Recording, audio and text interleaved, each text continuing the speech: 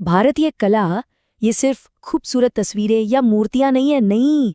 इनके पीछे ना एक बहुत ही गहरा लेकिन उतना ही सरल एक दर्शन छिपा है। तो चलिए आज उसी दर्शन की दुनिया में एक सफर करते हैं। पर यहीं एक सवाल उठता है कि अगर भारतीय दर्शन इतना सहज है, इतना सीधा है, तो फिर कला की बात आते ही ये हमें इतना उलझा हुआ और मुश्किल क्यों लगने लगता है? ऐसा क्या है इसमें? और यहीं पर इस विषय का जो असली सार है वो छिपा है। जैसा कि कहा गया है, सरल को जटिल बनाना तो बहुत आसान है, लेकिन जटिल को सरल बनाना बहुत मुश्किल।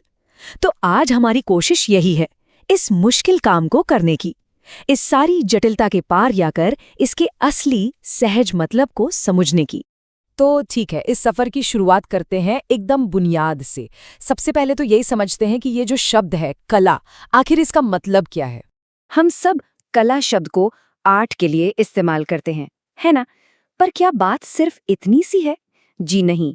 संस्कृत में इस एक छोटे से शब्द की कहानी बहुत बहुत गहरी है। और ये गहराई कितनी है, इसका अंदाजा इस बात से लगाइए। जो जाने माने विद्वान हैं डॉक्टर विद्यानिवास मिश्र, उन्होंने पाया कि संस्कृत साहित्य में अकेले कला शब्द के एक या दो नहीं, कम से कम 20 अलग अलग मतलब हैं।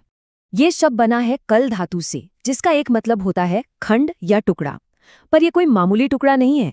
कला वो टुकड़ा है जिसके बिना जो संपूर्ण है, जो होल है, वो अधूरा रह जाता है।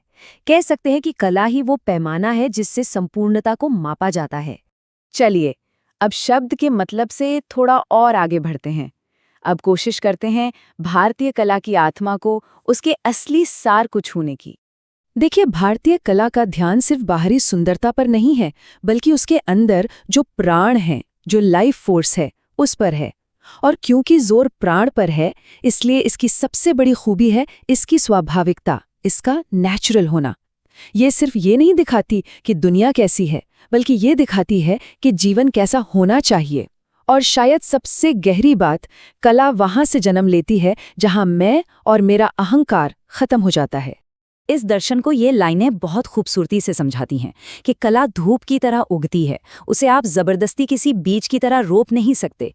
कला तो तब पैदा होती है जब मन की जमीन इतनी उपजाऊ हो जाए कि उसमें से कुछ अपने आप सहज रूप से उगाए। भारतीय कला की दुनिया में दो शब्द बहुत जरूरी हैं। एक है समग्रता, मतलब होलिज्म, और दूसरा है अंतरावलंबन, यानी इंटरकनेक्टेडनेस, कि सब कुछ एक दूसरे से जुड़ा है। और इसी वजह से ये किसी एक इंसान या चीज को हीरो नहीं बनाती, उसे सेंटर में नहीं रखती, बल्कि ये उस केंद्र के चारों ओर फैले पूरे संसार पर, पूरे लोक जीवन पर ध्यान देती है। इस बात को ना और साफ साफ समझने के लिए ये देखना जरूरी है कि भारतीय कला का नजरिया पश्चिमी सोच से अलग कैसे है। तो ये नजरिया अलग कैसे है? देखिए, भारतीय कला की नींव में दर्शन है। ये फ्रॉइड के मनोविज्ञान की तरह सिर्फ हमारी इच्छाओं से नहीं चलती, ना ही ये मार्क्स के विचारों की तरह सिर्फ भौतिकवादी है। और तो और ये कुदरत की हूबहू नकल उतारने की कोशिश भी नहीं करती। ये तो असलियत की एक गहरी व्याख्या है, एक इंटरप्रिटेशन है। और शायद सबसे बड़ा फर्क यहीं पर है, निजता का विसर्जन, यानी अपने सेल्फ को, अपने मैं को मिटा देना। भारतीय कला किसी एक कलाकार की पर्सनल फीलिंग्स का शोकेस नहीं है, नहीं, ये तो एक सामूहिक चेतना का, एक कलेक्टिव कॉन्शियसनेस का हिस्सा है। तो फिर अगर कलाकार का मैं ही नहीं है, तो इस पूरी कलात्मक और आध्यात्मिक यात्रा का आखिरी मकसद क्या है? इसका शिखर क्या है? भारतीय कला का जमीनी और आसमानी दोनों लक्ष्य एक ही है, रस और आनंद का अनुभव कराना। रस यानी वो एसेंस, वो सौंदर्य का सार जो कला से टपकता है, और आनंद मतलब वो परम सुख, वो ब्लिस जो उस रस को चखने से मिलता है। तैत्तिरीय उपनिषद का ये महावाक्य रसो वै सह भारतीय कला का दिल है। इसका सीधा सा मतलब है, वो जो परम सत्ता है, जो अल्टीमेट रियलिटी है, वो खुद ही आनंद है, रस है। कला बस उसी आनंद तक पहुंचने का एक रास्ता बन जाती है। तो ये आनंद की अवस्था, ये ब्लिस मिलता कैसे है? ये तब होता है जब एक व्यक्ति की अपनी लय, अपनी रिदम, जिसे व्यष्टि कहते हैं, वो जब पूरे समाज या कहें कि पूरे ब्रह्मांड की लय यानी समष्टि के छंद से जाकर मिल जाती है।